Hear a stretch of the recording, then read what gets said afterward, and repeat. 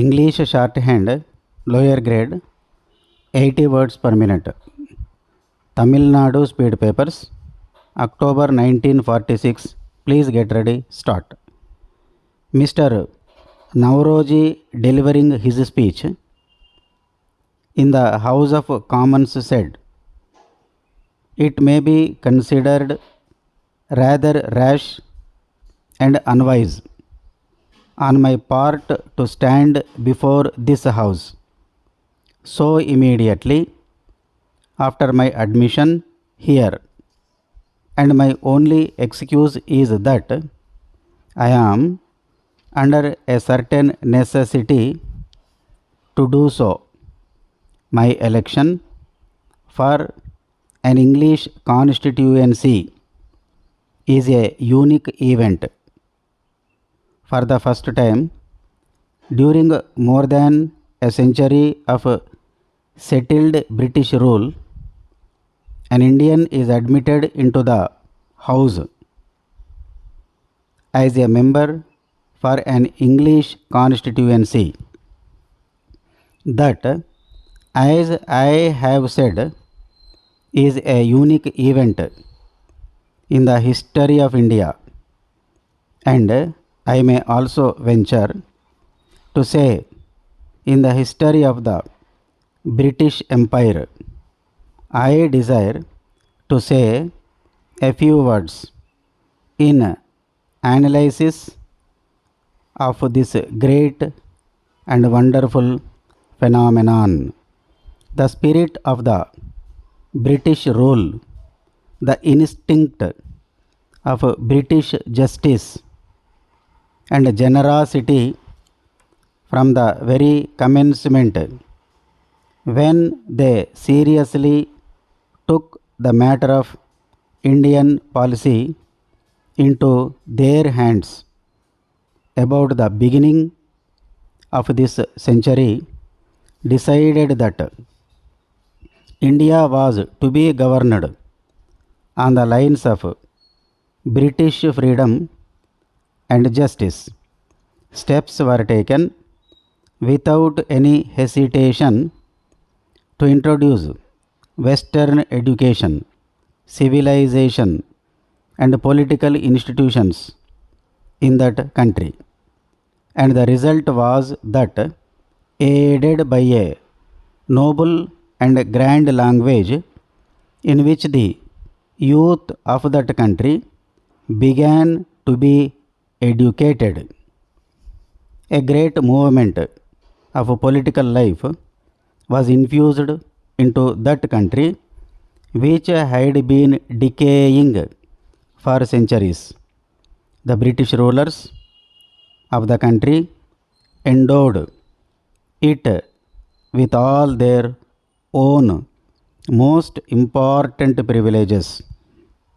A few days ago, sir, you demanded from the throne the privileges which belong to the people, including freedom of speech, for which they fought and shed their blood.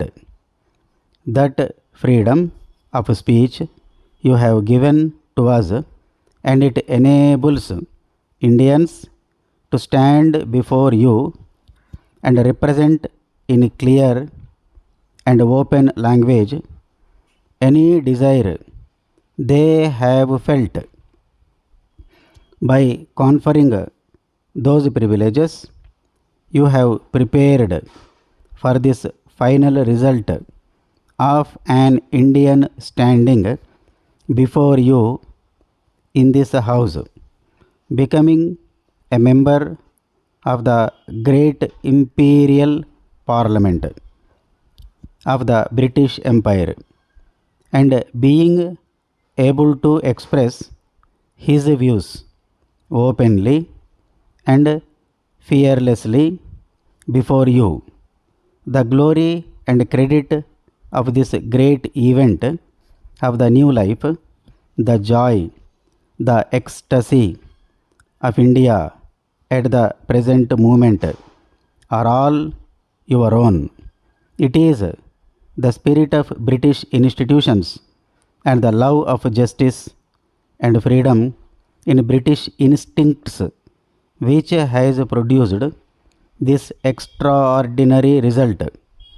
And I stand here in the name of India to thank the British people that these have made it at all possible for an Indian to occupy this position and to speak freely in the English language of any grievance which India may be suffering under, with the conviction that though he stands alone with only one vote, whenever he is able to bring forward any aspiration and is supported by just and proper reason, he will find a large number of other